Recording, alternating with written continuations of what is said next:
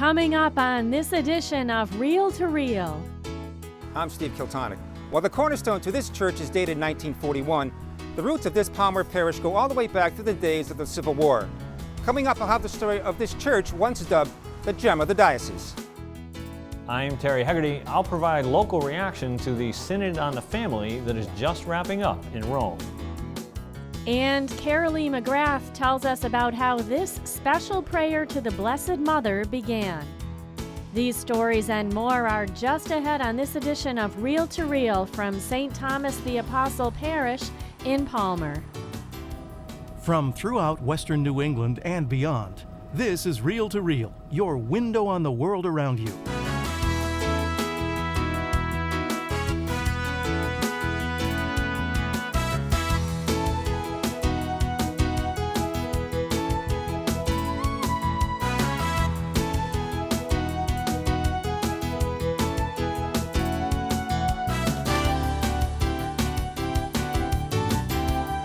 Here is your Reel to Reel host, Sharon Roulier. Hello and welcome to Reel from St. Thomas the Apostle Church in Palmer.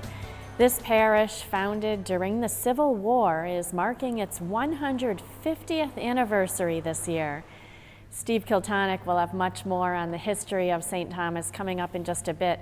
But first, this past week saw the close of the 2-week-long Synod on the Family in Rome.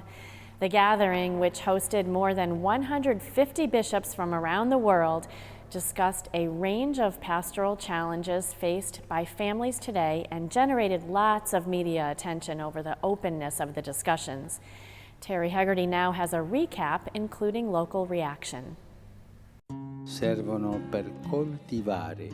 A synod of bishops is called by the Pope whenever he wants to address a topic that is pertinent to the Church. This 2014 synod, running from October 5th through the 19th, has addressed many issues faced by families in the world today and has stressed the importance of married couples and the family in society. Bishop Rosansky says that Pope Francis is using the synod as just one more way of listening to the members of the Church worldwide. Pope Francis, from the beginning of his pontificate, has really set a tone that both bishops' conferences and synods, as we have now going on in Rome, will be an important part of the way in which he leads the universal church. Topics addressed at the gatherings included contraception, sexual and medical ethics, and the plight of families displaced by war and violence. Additionally, the synod called for greater acceptance and appreciation of divorced and remarried Catholics, cohabitating couples, and homosexuals. Mary Conroy, who worked with her husband Deacon Jim Conroy in family ministry for years in the diocese, says she's glad to see that family ministry is the focus of the synod.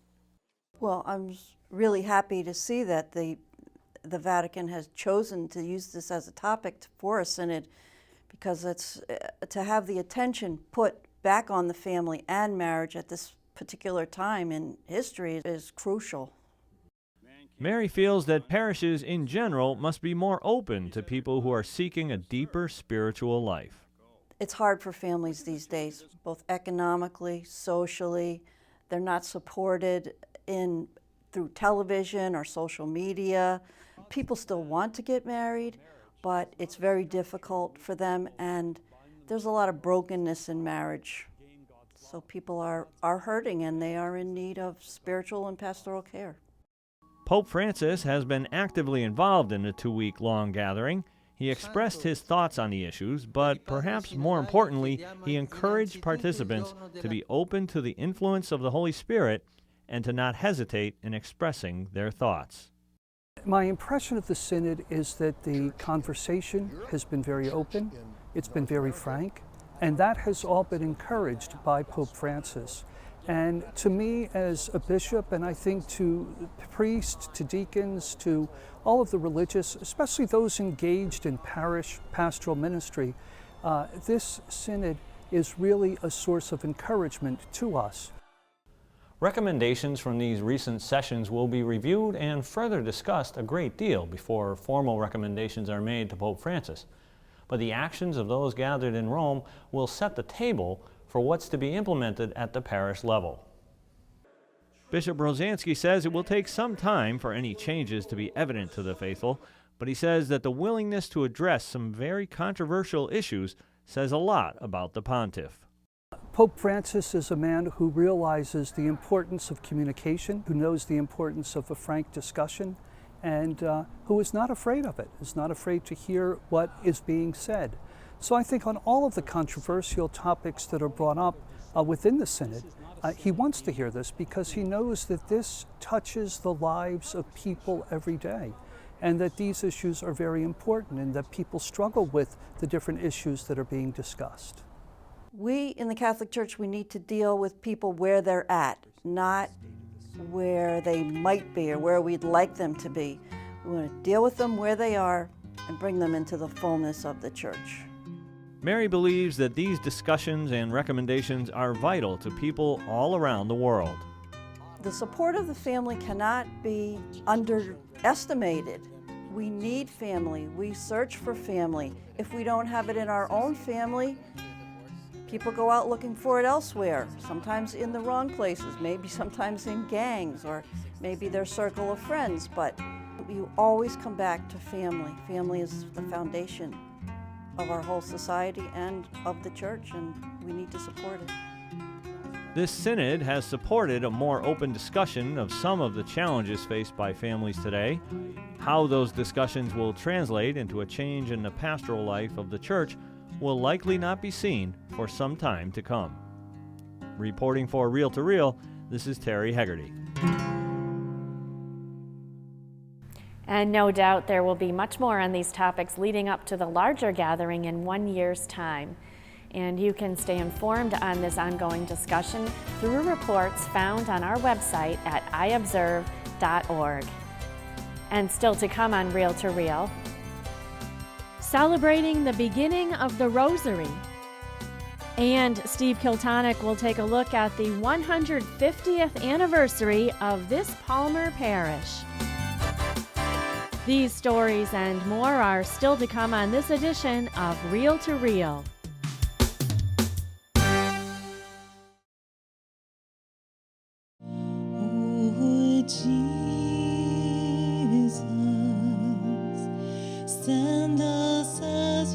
The Chalice of Salvation, your weekly spiritual connection. I'm Passionist Brother Terrence Scanlon, your Chalice host, inviting you to join us Sunday at 10. This week we welcome Father Donald Point, Director of the Society for the Propagation of the Faith. The Chalice of Salvation, your spiritual connection, Sunday morning at 10, right here on 22 News.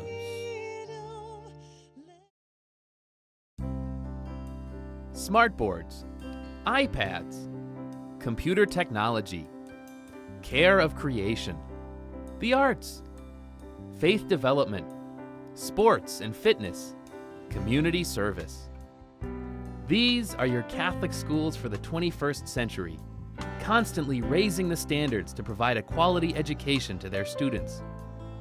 Ever changing and adapting, but constant in their values to provide caring and nurturing communities with Christ at the center.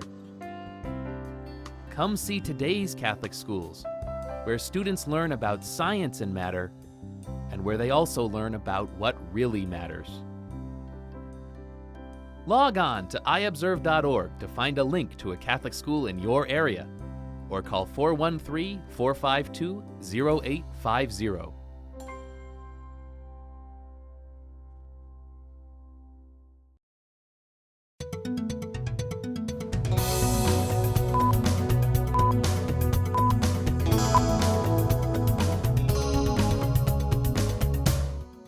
I'm Dan Dumas with your Reel to Reel News Brief.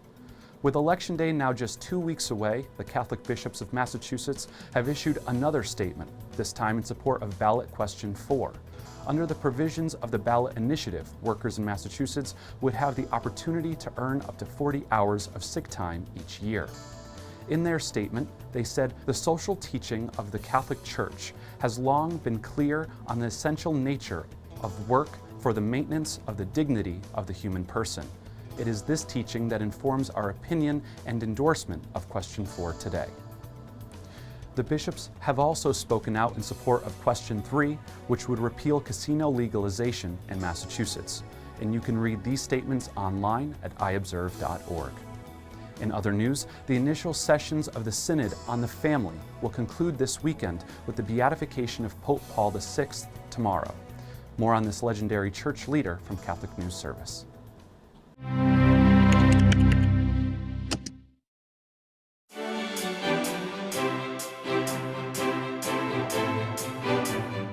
I'm very happy that this extraordinary synod will conclude with the beatification of Pope Paul VI.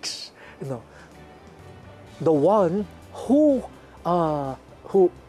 instituted the Synod of Bishops and who, in a way, saved the synodal process, the collegial process, you know, by being true to the doctrine and also opening it, you know, opening it to, some people might call it compromise, but compromise is not always bad.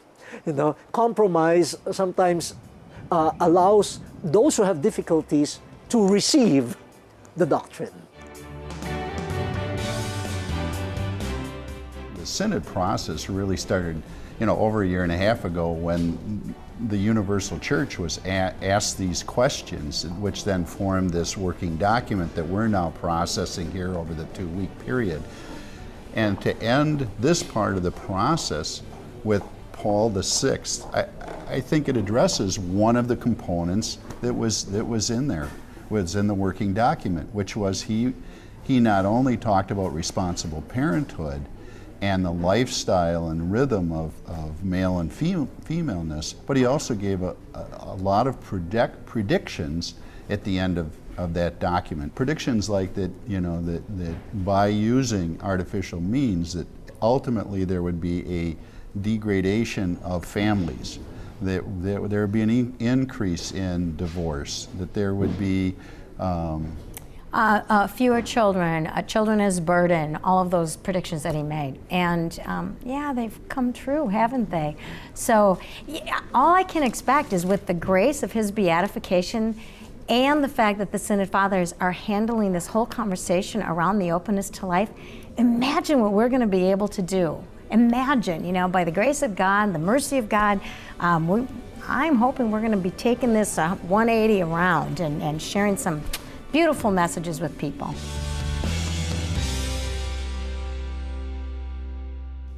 In other news, congratulations to Providence Place in Holyoke, which has received notification that it is the recipient of My Interview's Excellence in Action Award from the National Research Corporation. This honor recognizes senior living communities achieving the highest levels of resident satisfaction. Finally, Bishop Mitchell Rosansky took part in Pulaski Day events in East Hampton last weekend. David Martin reports. Residents of East Hampton and those proud of their Polish heritage gathered to honor Revolutionary War hero Kazimierz Pulaski in the town's Pulaski Park. General Pulaski arrived in the United States from Poland in 1777 and immediately joined the fight for independence here. Springfield Bishop Mitchell Rosansky gave a blessing praising Kazimierz Pulaski as a great example of Polish ancestors who braved the journey to America and inspired others in their causes of righteousness and truth. To realize that there were Polish immigrants here even from the beginning of our country helps us to take pride in all that has been accomplished here by Polonia in the United States. The event was sponsored by the Pulaski Club of East Hampton. East Hampton Mayor Karen Kadger, who is of Polish heritage, and a parishioner at Our Lady of the Valley Church in East Hampton, officially declared it Pulaski Day in town. You really don't see very many Polish celebrations, so it's very special, and it's in honor of, my dad's long passed away, so I'm very proud to be able to be here with my congregation in this city and celebrate my heritage. State Senator Don Hummidson said the event was a great opportunity to meet Bishop Rosansky. Obviously his chance to introduce himself more on a one-on-one basis to all of us. But what a great man and a great honor it is to be with him and to listen to him and to get the chance to know him on a personal level. Bishop Rosansky was touched when being invited to this event upon arriving in the Springfield Diocese, because he knew he was among people of Polish heritage here. He said Kazimierz Pulaski is such a great hero that there are memorials to him all over the country, including in the bishop's hometown of Baltimore. In East Hampton, I'm David Martin. And remember to stay informed on all the happenings. You can log on to our news and information website, iobserve.org. There you'll find up-to-the-minute and accurate news in the Catholic Church, both here in the Diocese of Springfield and beyond. That's our news and information website, iobserve.org. I'm Dan Dumas, and that's your Real to Real News Brief.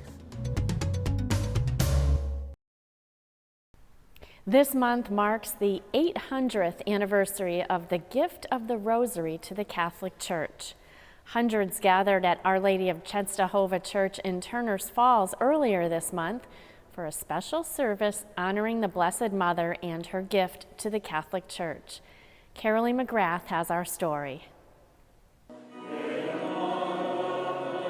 Hundreds of parishioners from Our Lady of Chenstohova Church in Turners Falls gathered on a recent Sunday afternoon to pray the Rosary.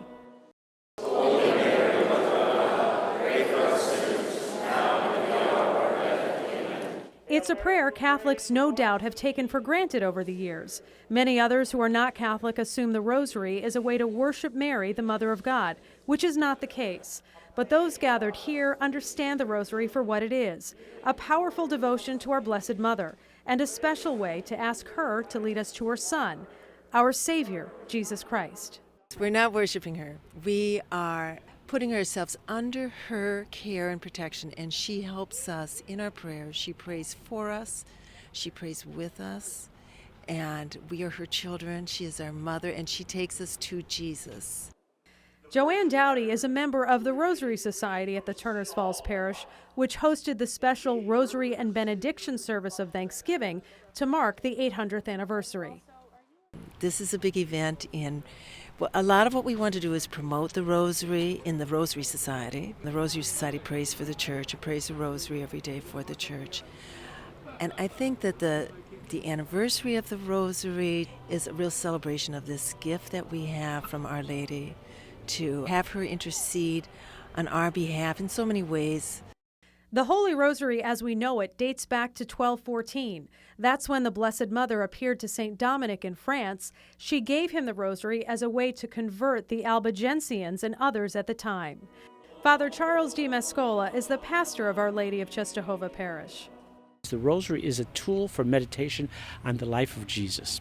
And so as you pray the Rosary, you develop an intimate relationship with Jesus. So Mary is actually leading us to Jesus.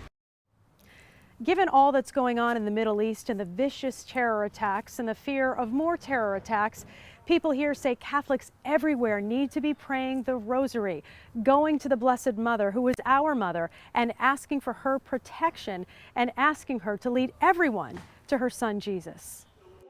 Father Gary Daly, the Director of Vocations for the Diocese of Springfield, preached during the service. The Rosary has been a powerful prayer for hundreds of years, and Pope Francis right now is really called on Catholics throughout the world to pray the Rosary fervently for not only the conversion of souls, but for the end of terrorism and for all that's happening throughout the world, and the awful situation that occurs now with Christians being murdered and beheaded. Father Gary also gave the example of how the Rosary was used during the Battle of Lepanto on October 7, 1571, when the naval forces of the Ottoman Turks outnumbered the Christian European Holy League off of western Greece. If the Holy League lost, the Turks would have dominion over the Mediterranean, and they would sail onwards in their conquest of Europe. The future of Christianity in the Western world was at risk. Father Gary explained how the Christian soldiers prayed the Rosary and were victorious in that battle. The feast of Our Lady of the Rosary is celebrated on October 7th.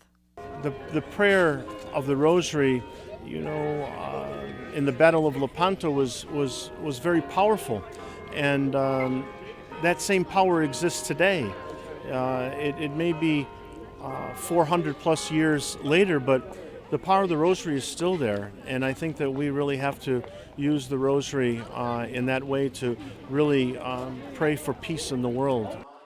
Many of those who attended the late afternoon service had young children in tow. Eugenia Doucette is a mother of 8. Our Lady came to 3 children in Portugal back in 1917, And back then, World War I was happening, she said that we to pray the rosary for world peace. And with the turmoil going on today in the world, it's more than evident we need world peace. With everything going on in Iraq, in the Middle East, and even in our own country. I mean, we can see ISIS. We're just being inundated all over the place with different evils: pornography, abortion, turmoil in the family, divorce. So it's really important to pray that rosary, because the rosary is the weapon, the key to heaven. And a powerful way, she says, to help us know and love Jesus. Reporting for Reel to Reel, I'm Carolee McGrath. A sesquicentennial is truly a special event in the life of a parish. Only a handful of parishes in the diocese have each reached this historic milestone. This parish here in Palmer recently joined the ranks of that special group, also including St. Peter's in Great Barrington, which celebrated a few weeks ago as well. Steve Kiltonick has the story now of St. Thomas the Apostle. The beginnings of St. Thomas the Apostle Parish in Palmer, like many Catholic parishes in western Massachusetts, can be found in its cemetery. Here lie the graves of the parish's founding sons and daughters, many of whom were of Irish descent. With names like O'Keefe, Ryan, Sullivan, and Fitzgerald, the Irish were the predominant group who came to the region over 150 years ago to work mainly on the railroads and in the mills. Some who emigrated to America from places like Killarney County, Kerry, came with little money but were armed with a strong faith and hopes and dreams of a better life. It is known that the poor working people in those early days carried their shoes to the threshold of the church to save their precious pair of shoes from wearing out too soon. Sadly, there were those who never lived to see their dreams fulfilled. Across from the cemetery is a centennial memorial dedicated to the establishment of the Roman Catholic faith in this region. It depicts the first Mass, which was said by Father Fitton of Hartford in 1832 in a Three Rivers home, as well as the first church, St. Anne's, which was founded in 1855, not too far from here, near the center of Palmer. Over the ensuing years, 12 other parishes and 2 mission churches sprang from St. Anne. The first, Palmer Thorndike Munson Parish, founded in 1864, is where St. Thomas the Apostle Parish marks its beginning. On October 11th, a special Mass was held to celebrate the parish's 150 years of faith and spiritual legacy. Bishop Thomas Mitchell Rosansky concelebrated the Mass with Father Eugene Plass, who has been the parish's pastor for nearly 20 years. In his homily, Bishop Rosansky praised the perseverance of those who came before, going back to when the parish was established in the midst of the Civil War. Through these 150 years, we can just imagine the struggles through which those who have gone before us had encountered. And as we envision those struggles, we still find that solid faith that sustained them and nourished them through those times. According to Chancery Office records, St. Thomas Parish was officially established in 1864 by the Bishop of Boston, with Father Lynch as its first pastor. In 1878, the parish's second pastor, Father Thomas Sullivan, raised the $3,500 needed to build a new church. He also chose St. Thomas, his patron, as the name of the new parish. On February 9, 1879, Springfield Bishop Patrick O'Reilly officiated at the dedication ceremony of the church, proclaiming it to be the gem of the diocese. Within 10 years, the church was renovated to accommodate the needs of the fast-growing parish, which by now included the many French Canadians and Polish. Father William Hart became St. Thomas's longest-serving pastor from 1889 until 1919. After Father Michael Carroll died unexpectedly, Father Daniel Hennessy took over the parish reins in 1934. Father Hennessy redesigned and modernized the cemetery and created a perpetual care program. But perhaps his greatest achievement was the construction of a brand new church. The church was constructed in 13th century English Gothic style. The walls were made of light-colored granite veneer from Chelmsford, Massachusetts. The exterior of the church featured 2 pinnacles and a cross of carved limestone. Interior highlights included an Italian marble altar, English oak paneling, and pews which could seat 450 people. Fluorescent lighting was installed, and at the time, St. Thomas was only the second church in the state to install this type of lighting. The magnificently detailed stained glass windows were created by Henry Lee Willett of Philadelphia. The most notable is the great front window above the choir loft, which depicts 5 important lessons in the life of St. Thomas. Each window of the 12 that we have are each a petition of the Apostles' Creed. It's very classical. It goes way back to the medieval basilicas of Europe. And I have used them, and they were intended so that those who needed instructions in language or didn't speak or didn't read or write, that they could go to each window and take it as a lesson in what the church teaches. In May 1941, the cornerstone of the new church was laid, and on December 14, 1941, just 7 days after the attack on Pearl Harbor, a final Mass was said in the old church, and a pontifical Mass of dedication was celebrated by Bishop Thomas O'Leary. It was at this time that Apostle was added to the name so its patron could be fully identified. David Lynch's family history in the parish goes back 6 generations when his ancestors came to Thorndike from Kerry, Essex County, Ireland. Lynch, who was an altar boy at the 1955 Centennial Memorial dedication by Bishop Weldon, said the church was always at the center of his life. It seemed that everything evolved around St. Thomas Parish, and that even included many of our friends who were non-Catholics. And if you look at the minstrels and all the programs that went on at St. Thomas, you can see that many of the people who were not members of this parish and were not Roman Catholics truly supported all of the things that St. Thomas was doing. I had the opportunity to meet some wonderful priests, and they played a big part in my life and the lives of a lot of my friends. Over the next 50 years, 5 priests led the St. Thomas congregation, each putting his own distinct imprint on the parish. In the 1960s, the church interior was revamped to comply with Vatican II standards, and in 1964, the parish center was built, where many church functions are still held, such as Friday night bingo, dinners, pageants, graduations, and the CCD program are just a few. After Bishop Rosansky opened his gift of anniversary glasses, a reception was held at the center for all parishioners. Father Plass hopes that the sesquicentennial will jumpstart the parish and usher in a new evangelization era that will help bring more Catholics back into the church and retain its youth. I think it's going to be a shot in the arm for us to help us wake up to see the heritage we've got and the faith of these people from way back, and can we find it in ourselves today and go forward and build more and call our young people to realize what we've got so that we can cherish that faith and share it. As the parish turns the pages on a new chapter in its history, this gem of the diocese remains a pillar of the Catholic faith for all nationalities to embrace. For Real to Real, I'm Steve Kiltonick.